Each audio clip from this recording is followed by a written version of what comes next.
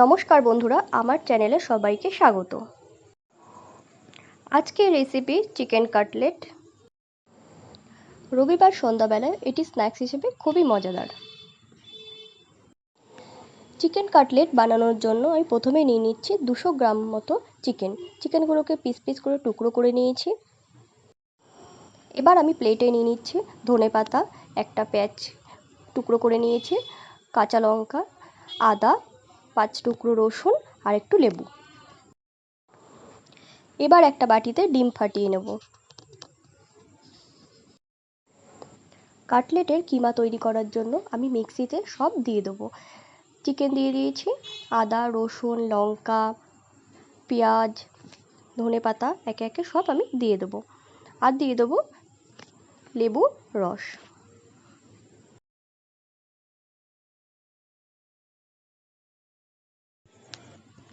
Add করে দিচ্ছি ডিমটা পুরোটা দেবো না, হাফ দেবো। আগে থেকে একটা আলু সেদ্ধ করে রেখেছি, সেই আলুটা দিয়ে দেবো।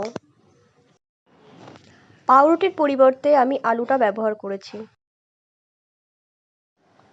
দিয়ে দেবো হাফ চামচ গরম মশলার গুঁড়ো আর হাফ চামচ গোলমরিচের গুঁড়ো।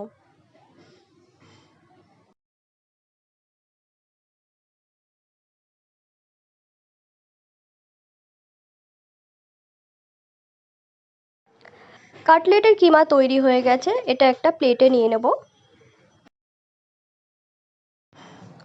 এতে আমি 1 চামচ সাদা তেল অ্যাড করে দিচ্ছি। এরপর 3-4 চামচ বিস্কুটের গুঁড়ো মিশিয়ে এটাকে ভালো করে মাখিয়ে নেব। মাখানো কমপ্লিট। এবার এগুলোকে কাটলেটে শেপ দিয়ে নেব।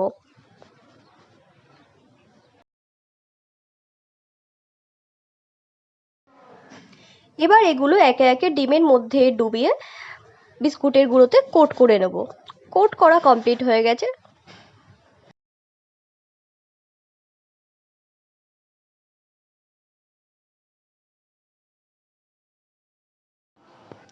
এবার আমি এগুলো ভেজে নেব।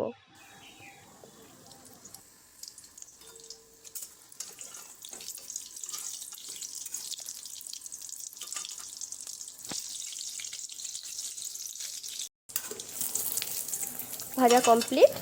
এবার প্লেটে সার্ভ করে দেবো।